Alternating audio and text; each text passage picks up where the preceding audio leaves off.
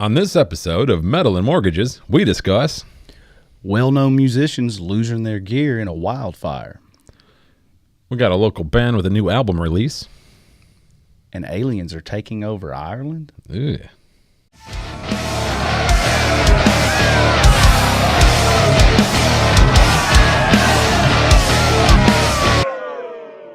I want to go ahead right here in the beginning.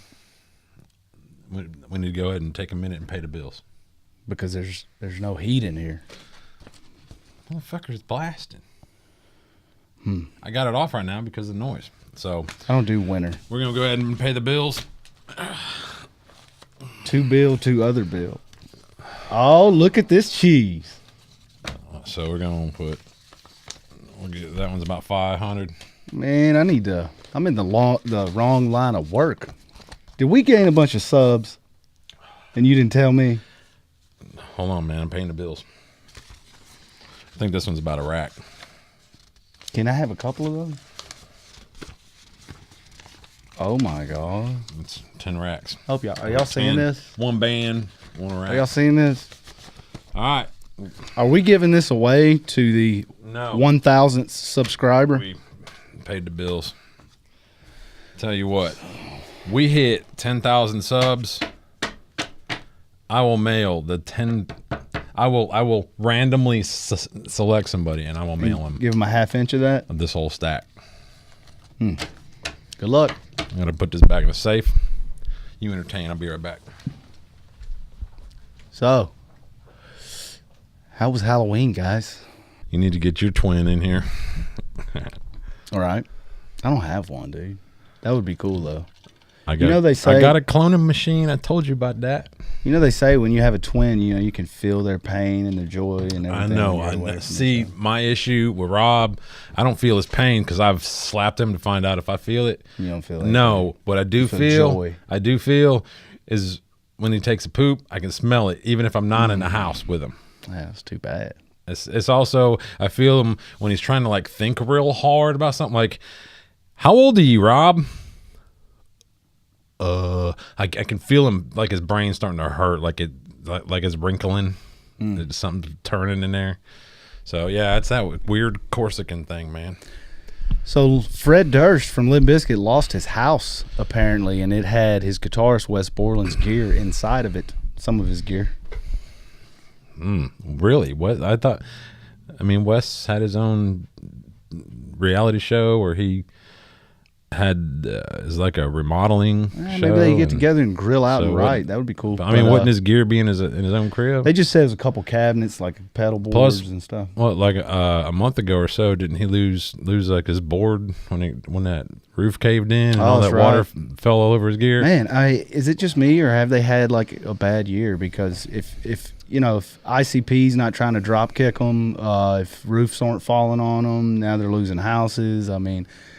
I don't know if anybody really wants I don't know if the powers that be want to follow up to Gold Cobra, or maybe the universe doesn't want that and they keep shutting them down. You're freaking me out. Got a mask called Counterfeit. Right, yeah. Freaking me out. I got a baseball bat. Maybe when he gets his new home, he can rearrange. My Tourette's just kicked in. Sorry, nice. I can't help it. So, nice. Well, Durst lost his home, which sucks. Even if he is kind of a douche. They've been through a lot. Adam Jones from Tool evacuated, but I guess his house was okay. I think he contacted his neighbors and said that it got close, but it didn't take it out. I think Flea also evacuated. I heard his neighbor saved his house with a garden. I didn't read that part. I just read that that the neighbors, they made contact, and his neighbors said that the firefighters did a good job in holding it back. So there's a lot of other ones that I wouldn't wish that on anybody, but when you hear about it, you're like, who cares? Like Miley Cyrus and Kim Kardashian, which the only thing cool about her, her is Kanye. A buddy of mine sent me a video of a person that survived the fire that went straight through, like I guess his neighborhood. It didn't show any houses. It was kind of like a wooded trail, like a gravel trail, I guess. I don't know. Maybe they lived kind of on the outskirts of town. But anyway, he was going through with a camera, and obviously he was shaking, which who wouldn't be? But he had tried to tell his neighbors, come on, let's go, and somehow he made it out, and I guess they kind of dilly-dallied. He made a comment that one of his neighbors stalled so she could put on makeup. Oh, my God. And he filmed their car, and the skeletons are burnt sitting in the car, like of a few of these cars. One of them he goes, here's my neighbor here. He was handicapped. There's his dog in the passenger seat, and there he is. They're all dead. And it showed the bodies, the bones, nothing but bones. This happens every year. I mean, usually it's the Santa Ana winds, but this seems to be far worse than it has been in the past. I mean, a burnt home is a burnt home, but this seems to have affected a lot more people, and Malibu being on fire, which is, I guess, some people who cares are all rich people. You know what? They're still human beings. Yeah, they probably do have more than one home. They do have ways and means that's heavily insured, but people just don't take it seriously enough, I don't think. No. Seeing something like that, you're like, wow. There's no been joke. Last I looked, there was 44 deaths, and some of these deaths are the men and women that are out here battling this blaze. The deaths, I think there were 6 or 8 firefighters. Man, that's saw Dave Grohl is barbecuing for the that's first responders or whatnot, firefighters. I guess. Hopefully he's using like a pellet grill or gas grill or something, something safe. No, it looked like a real smoker to me. Really? Yeah, that's what it looked like. Well, it's not like He's a hero. It's terrible. I mean, if there was a fire coming, my way, I'd just go ahead and admit I'd be like, I wouldn't get the water hose out. I'd just grab what I couldn't replace and take video real quick of the rest. I wonder if after he, feeds them and all, if he passes out Mentos. No, I mean, he only did that in a video. That's true. So. And, we lost Stan Lee, the creator of Spider-Man. I was gonna look up why he passed, but it was 95. At that point, not to be rude, but it's just, it doesn't matter what it really was that took him out. I mean, but you know what? The man was married for 69 years. Wow. And his wife passed away last year in July 2017. So, that's pretty awesome, man. And yeah. He never really had, huge fortune. Like, I forget how many billions of dollars the Disney paid for the comic rights, or not the rights, but they bought it. I think it was Marvel. Well, he didn't get paid his royalties on the first Spider-Man, which I think was like 2002. Well, they gave him $10 million. Yeah, right. But out of court kind of thing. But man, it's kind of a dying breed, isn't it? Being married for 69 years, man. You got to start early, kids, if you want to reach that. Well, yeah, that's what I'm saying. I mean, you do the math. That's what, 20. So he married her when he was 25, 26. Yeah, and died a year after his wife after passed. her. Well, that might have been. Sometimes there is that connection that they've actually. I just saw a news story the other day that they have done studies, and that there is such thing as a broken heart, an actual part of there's a valve in your heart that feels it gets weaker when you're under stress or heartache. Yeah, that happened. And you can actually die of a broken heart. That happened with Johnny Cash and June. Yeah, June Carter. Yeah. Oh. June Carter Cash. Yeah. I'm glad we got them bills paid. I just think, speaking of cash, I think marriage is a dying thing. Like I can't tell you how many people that I meet now, especially our age, that is divorced and or kids from different people or whatever. That's true. I got one kid from one woman. That's true. Ain't either of the women I was married to. You're the exception. I know a few. No, I'm not. I never married my baby mama. We were together for 7 years, and when we were together for about a year and a half, I was young. I was like 19 and a half, 20 years old. This was before, cell phones and stuff and beepers even. And I had like $250, and I went to the mall, which back then was some cheese. We're talking 1990, 91. I went to the mall and I bought her, a nice little engagement ring, and I pulled over at a payphone because I didn't have a home phone in my apartment, and called her up. She answered her mama phone like, "What?" And I was like, "Is everything all right? I was just seeing if you was home." "What do you want?" "What do I want? I was calling to see if if it's cool if I drop by." "Whatever." Click. Really? I took that ring, went straight back to the mall, got my money back, and bought myself a bunch of CDs. And I never told her about the ring. Wow. I still to this day haven't told her about the ring. And she ain't going to see this because she's in prison. So, that's the thing. I've seen that happen a lot. It's happened to me where somebody jumps the gun, kind of treats you a certain way. Dude, I wasn't marrying that. Not knowing what, what you may have done or said differently if they kind of assume things or whatever. But but we did have a child though many years later in 96, and ended up raising her pretty much by myself. Her mother, the grandmother, helped me quite a bit in the first couple of years. And by then I'd met somebody else, and we ended up getting married, even though I did that thing where I sat her down. Okay, you're talking marriage, which I'm not against, but look, all this, hopefully I grow up. Hopefully I quit laughing at every burp and fart that I do. I quit dropping F-bombs like crazy. I find a job and stick with it forever. But don't count on it, because this may be what you're married to in 20 years. As long as you can accept me the way that I am today in 20 years, then I'm cool. We can get married. Yeah, the idea is that you grow together and change together and roll with the punches. I mean, I was 28 years old, and she was, I think, a year and a half under me. So we married, and a couple of years down the road, she just...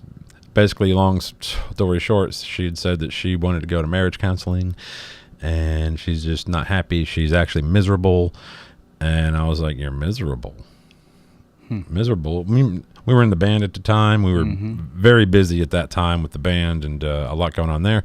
So, I was just like, I'm not going to be the source of anybody's misery.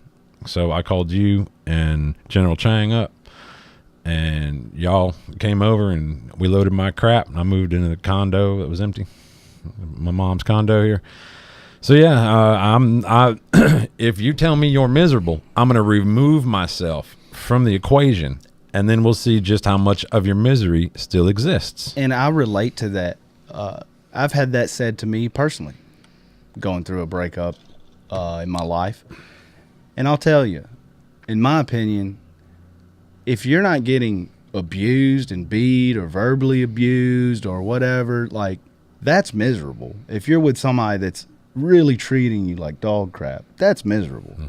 But if you're a decent human being here and we have a spat here and there, you're not miserable. I took care of the house. You're not exactly. I did the laundry, like whatever. Yeah. So, make dinner or whatever you do, and then if they're miserable, well, I think a lot of that's on them. They're not happy with themselves. It's not that you can only make somebody miserable if you're abusing them. Yeah. As long as you're pulling your weight. And some people, I think they have this like image in their head of where they thought they would be if they just did this. Like, if I just got married, then I would have the house with the white picket fence and the 2.5 kids, and that whole a nuclear family bullshit from when we were young.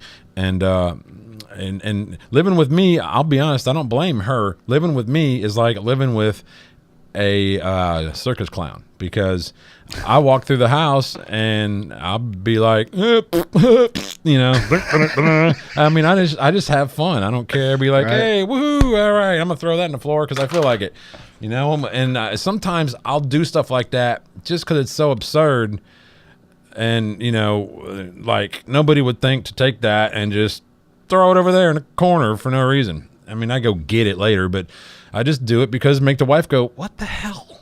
What is wrong with you, Bob? Yeah, I'm just like, I don't know, just having fun. I bought it. If I want to break it, you know, who cares? But anyway, so yeah, I'm real don't care kind of attitude. I just have fun, and sometimes, you know.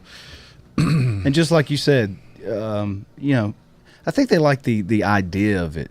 People like the idea of marriage, but they don't necessarily want to do what it takes. Once they have it, they're like, oh, well, no, I'm kind of about me. You know? Yeah. Well, you know, interesting postscript to that.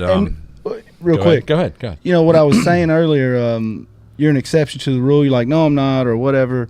Well, yeah, you are. I mean, you got, even in your case, which you are an exception, but even in your case, you got married later in life. And I'm saying that's the trend now. Yeah. You don't see people like Stan Lee getting married at a real young age and then staying married all their life. 69 years. Well, I mean, the man was born in 1922. So they you know. different values. I mean, the man lived. He was a grown up during World War II. I don't know if he ever had to fight or anything, but you know, I mean, that's some stuff. You know, so the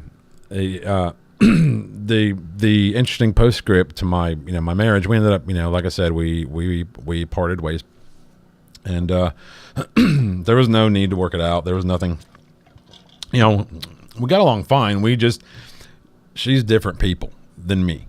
We're both fire and ice kind of thing. She went to the same church, went to church 3 days a week in the same church that she's been going to, that I think her grandfather built it with his bare hands kind of thing.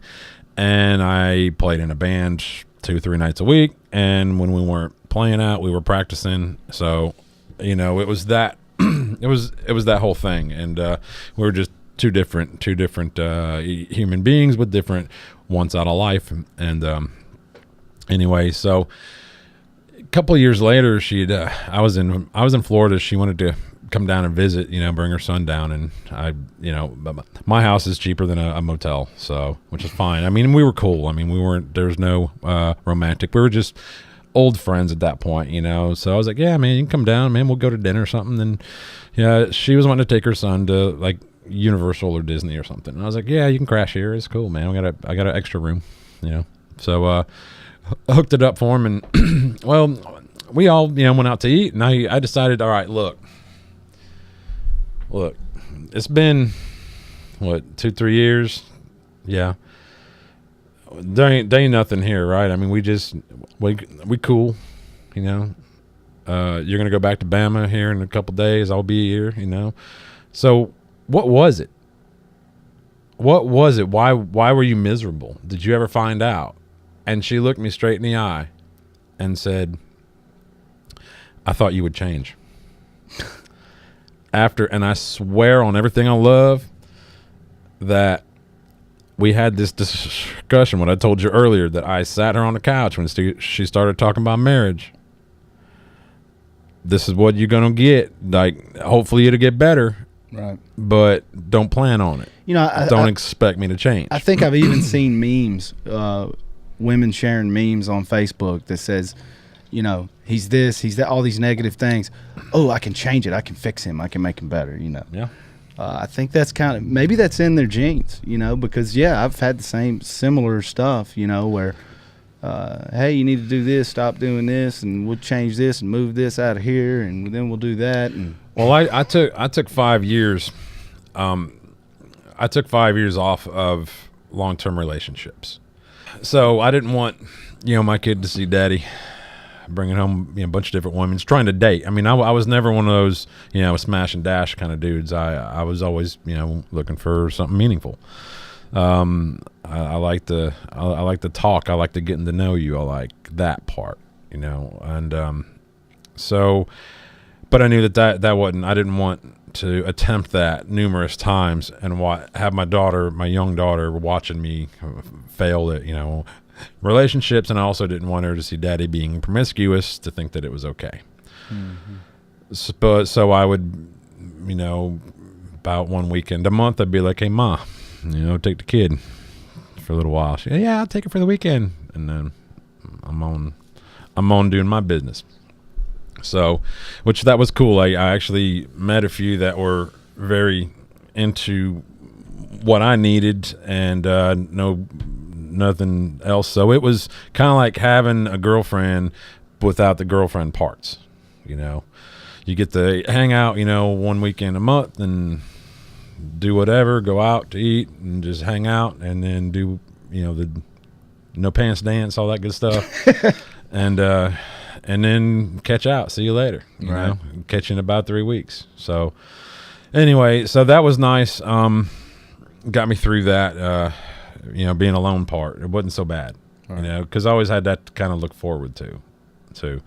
So, I kind of met the wife, man, at work, and it wasn't planned. I wasn't planning it. It just kind of happened. She kind of grew on me, and I kind of liked her, man. It's like, you know what? I think I do like this one. So, and I was a lot older. I was 35 years old. She was 45. She's that much older than me. She's 9 years and 2 months older than me. So, when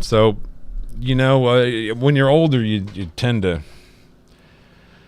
gauge things a little bit better, and you're also able to, when it does come time to disagree, or what others would call having a fight, whatever, you tend to you just have a different approach, or at least I do. I have a much different approach to arguing. And do you think any part of that is the fear of being single at an old age? No.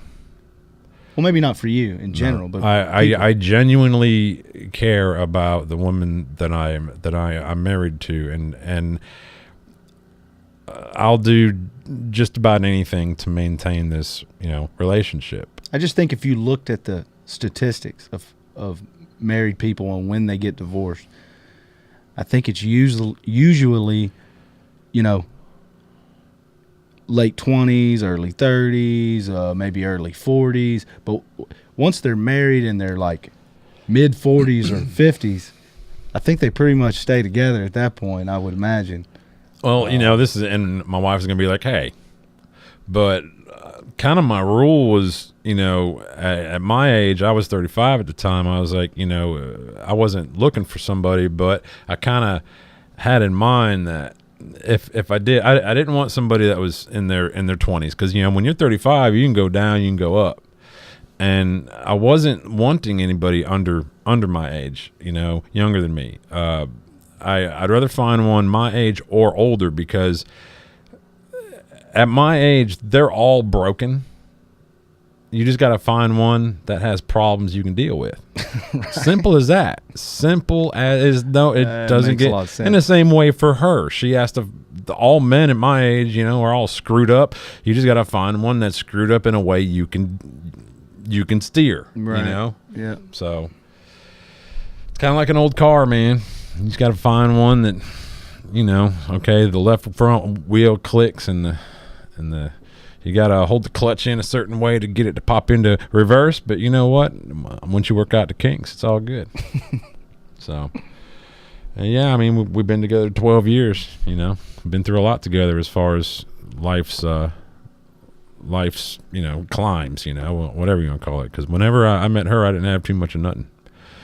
And she was kind of starting over as well. So I think we all, as human beings, I think it's ingrained in us to, we want that. We want that life companion, but you have to constantly remind yourself that the grass isn't greener. It's easier, it's not. We have those chats, well, are you going to wipe my butt when I'm too old to, all that crap. And I'm like, hell no, you better get some good, hospice care or something. I don't know. Yeah, I don't want to, the only way I can go with that conversation is with comedy, because I don't want to even think about it. I don't want to go there, and something tells me that I'm gonna take a nosedive before her. So, well, yeah, you typically men do. Well, I don't. Well, she's almost 10 years older than me, but I don't take care of myself in the least. So. And that's what that's what's upsetting about the the women's lib movement, whatever. Me too. Is that well, maybe that, but mainly is that we're not on a level playing field. We die before women do. We sacrifice home life for work. We travel. We go to war. We fight. We die. Just throughout history, you can just look. There's a big difference between how males and females are constructed. And so we're rough around the edges. So yeah, Well, you may do all that, but you see what I'm saying. But they end that argument with childbirth. So. Right. Well, it is amazing that every human on Earth was created by a woman. It takes a man and woman, of course, but I'm just saying, they are human being factories, that's an amazing thing. But because of that, they also sacrifice things, which is, work, travel, hazardous environments or work environments or whatever. So yeah, so we take the brunt. We're the ones that take the dangerous jobs and tasks and stuff. We're the hunter gatherers. So we can't be on the same playing field. Okay, all this equality stuff doesn't bother me in that aspect. I'll put my wife up against anybody who works in her department as far as lifting, boxes and moving stuff. Sure. Hands down. I think she deserves it as much as anybody else there. So she just got her 10-year pin too, by the way, which is interesting because it's been 10 years. She got her 5-year pin after being there 8 years. So. Oh, nice. Yeah. No, I'm not saying that. Of course, women can excel and go above and beyond, with work or serving in the military or whatever. I'm not saying that. I'm just saying that men get a bad rap. But if you look at all the things that the brunt that men take, look, it's a wash. If you want equality, I'm down. But we can't select what parts we want to be equal.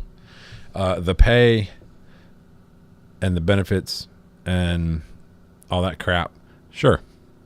But we also want a fairness in custody court. We also want, like this, if a woman doesn't want to be a parent, she just takes whatever it costs nowadays. What is it, like $400? Goes to the clinic, has it cleaned out. Without saying the A word, that's her right. But if the father of that child doesn't want to be a parent, well, too bad. He has no say-so whatsoever. Well, and then he has either the option of paying out monthly payments for 18 years, or he can be labeled the big piece of shit and a deadbeat and a loser and a scumbag and have his driver's license taken away and go to jail and all that, have his wages garnished and all that. Well, I don't believe that, and I don't think you're saying this, but just to be clear, I don't believe that if a man doesn't want to have the child, that the woman should be forced to have the procedure. But however, I think if the man doesn't want to be involved at that point and she decides to go ahead and have the child, then I don't know that he should be forced to make payments. If you want equality, I don't know about that. You want equality, make it equal for men too. Hillary Clinton will probably run a third time.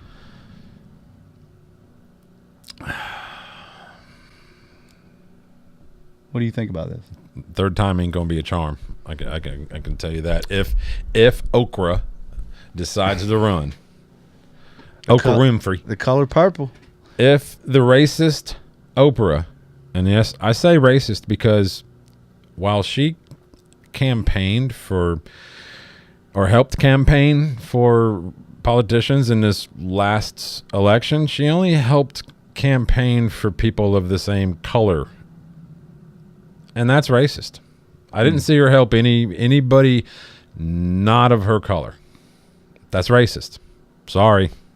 I don't care what you there is no argument for that. Well, I believe So I believe that if she ran a third time, and that if someone like Oprah or another female didn't run, and it was just if it came down to her and Trump again, I think she would win, because I think there's enough people that would go to the polls that want Trump out of there. So I think it's a possibility that even though she said she wasn't going to, I think that if no other woman is in the race towards the end, I think you'll see her run a third time, and I think she has a chance of winning if it's just her and Trump again. I think if she decides to run, or if she herself comes out and says, I'm going to run, Trump needs to go ahead and open up some investigations on her.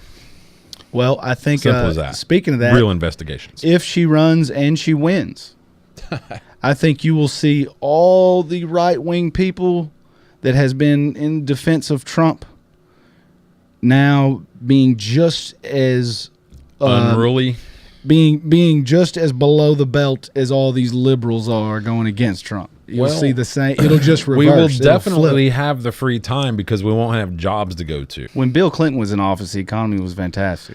Speaking of BC, I guess Monica sat down and is doing a rehash, going back and giving details now. Yeah, I thought she came out with a book already, like years ago. Have you heard about Ireland? I'm actually Irish, so yes, I have heard about Ireland. They're always trying to steal my Lucky Charms too. The Frosted Oats area with the marshmallow surprises. You know, they might be being invaded by aliens. You mean like the caravan coming up through Mexico? No, man. There was. I was going to say, how's that possible? There's numerous commercial flights from Britain and all over this that were flying over through Ireland, I guess. And, you know, multiple sightings from pilots, UFO'S descending out of the sky. Okay, it was moving so fast, in fact, you can no longer see it, but yes. Along the side here? Get to come up on our left-hand side and then rapidly veer to the north. Being so bright light, and then it just disappeared at a very high speed. We were just wondering. We didn't think it was a likely collision course. We're just wondering what that could have been. When was this? When did this come about? Like last week? Yeah, like recently. In the last 10 days? Yeah, very recently. And so, you know, basically a mass sighting by numerous pilots. These things have happened over the years. One of the most amazing cases was the one from Japan, you know, where this thing pretty much, you know, flew in tandem with this airline for 45 minutes or so. And then I guess a jet, the military, also came in and tracked it, and everybody, verified, there it is. Looked like a glowing walnut, you know. But yeah, so here we go again. I mean, there's hundreds of pilots over the years that, you know, they catch it by radar, they have sightings, numerous pilots or Air Force people come in and verify. These things are doing right angle turns and disappearing from one location and reappearing in another. But, you know, here's just another one of those where you have really credible people. You know, this isn't somebody sitting in a balcony on an apartment complex with their phone filming a light in the sky. Yeah, but you know the answer is it was a military flare exercise. No, there's so far no explanation from this. Well, the FBI can't go over there and shut them down like they do observatories. And you know what's sad is, you know, a lot of the times any of these pilots come out or speak to the media or anything, they're put at a desk. They lose their wings. Really? From the FAA. Yeah, just talking about, just being, you know, going to the press or anything about any sightings or anything. They fixed Hubble or did an upgrade to Hubble or something, and there's some pretty neat new photos of like Neptune and other things. It makes it clearer. Did Apple send up an update to it or something? It's sharper. It's like OS 12 on it now. But I'm kind of like, it kind of upsets me because they keep putting off James Webb, and it's the successor to Hubble, and it keeps getting delayed, and now they're upgrading Hubble. I'm like, oh, I hope nothing's wrong with James Webb telescope, because that thing's going to see the Big Bang. Really? Much. Yeah. You think so? Mm-hmm. You're just going to go that far back? Yeah, the further you look into space, Yeah. the further back in time you're actually looking. We have a local band. We tried getting this out a couple episodes ago, but that episode got canned. No explanation going to be given. Don't worry about it. We just decided we have creative freedom, I guess you'd say. So we decided that we only want to put out content that we think is right. There's just no better word for it. So that episode was really good, but we had a guest on it, and we just opted, you know what, we're going to put that in a can for right now. We're just not going to put that out right now. Episode 19 is out on audio. Yeah, we have video, but that episode was all over the place. Partially my fault. Sorry about that. I have my days. I have my moments where I just drift and I'm all over the place. And that one was pretty bad. Y'all can tell because we started talking about like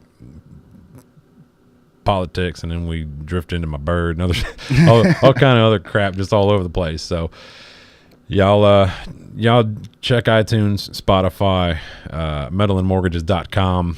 It'll be up there. It's audio only. Just pop your earbuds in, man. It's like an hour and 14 long. So it's but it's all interesting, man. It's all good. We have some pretty good back and forth on that one, but. No, so one thing that we talked about in that canned episode was the House of Curses EP. That's right. Was released, and it was actually released, I think, the week prior, and it came to iTunes later on, like after we taped that episode. And when it came to iTunes, I was all down with it. I was able to, get my copy, but man, dude, I prior to you coming over, I was blasting.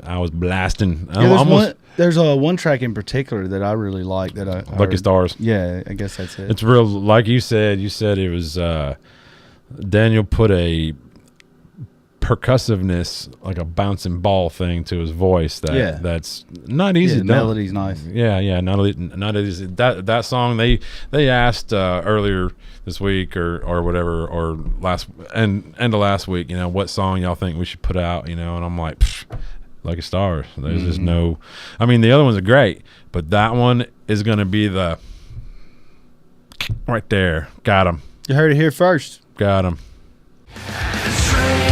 Mentally downright physically, no one came along, help me in my wrong. I can't wait to see your face when I'm done. Draining mentally downright physically, no one came along to help me in my come home. So would you please leave one light?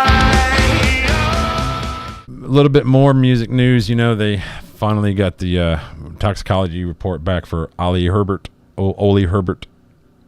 from All That Remains. Man. Well, his wife has been kind of helpful in this too.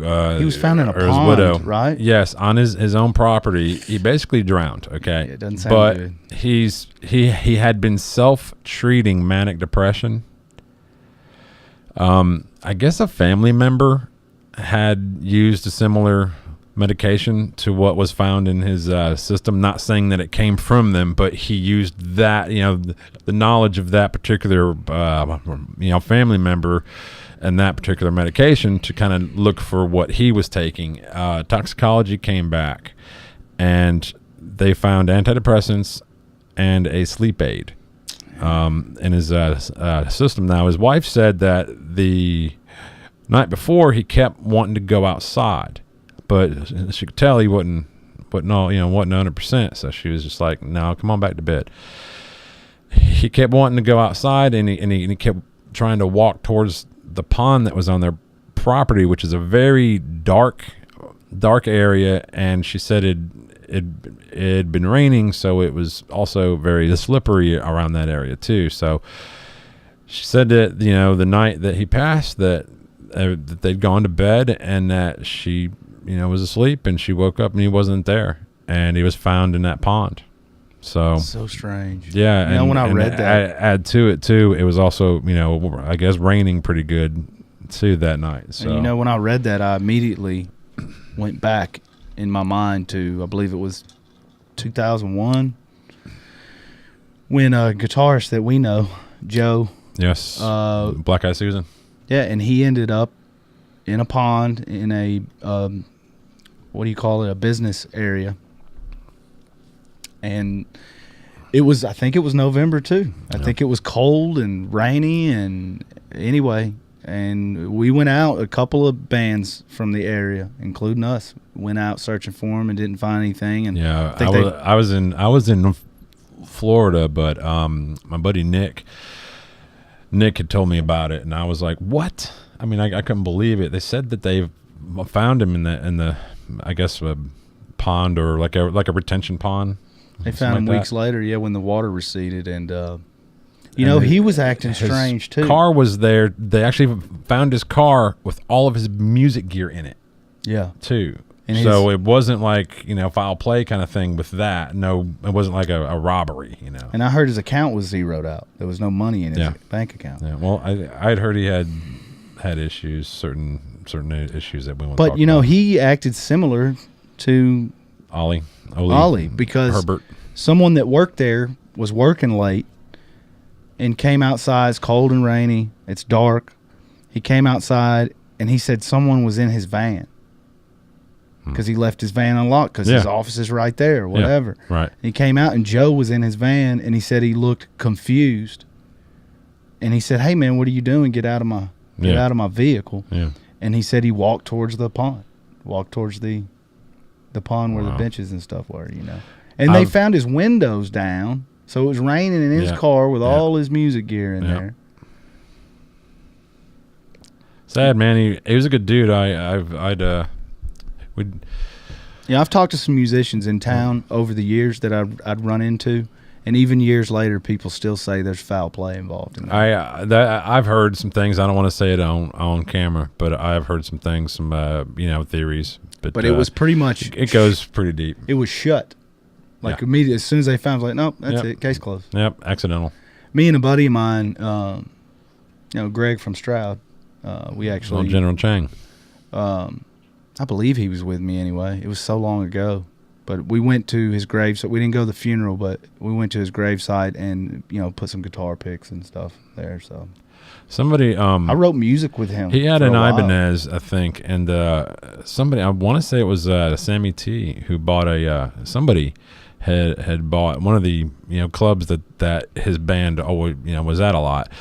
Had bought a nice like a shadow box case to put his guitar in and hang it up. I thought that was really cool. Yeah, I want to say it was Sammy T, but I'm not sure. I could be wrong on that one. But not too long before all that happened, I was trying to write songs with him. We were sending ideas back and forth and everything, and then he just kind of fell off the map. Yeah, and then that happened.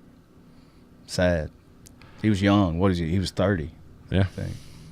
Yeah, he was right at my age. We were close to the exact same age. So real sad, man. He was a nice guy. Good guy. Always smiling. Never looked down. Talented musician too. Man. Yeah. And he was always pumped when he was playing. He was always in a great mood when he had his guitar. I remember he called me to tell me that he got the new LTD Viper when they had just done the Viper shape. Yep. And he was so excited about the inlays and everything. It was black with pearl inlays on it.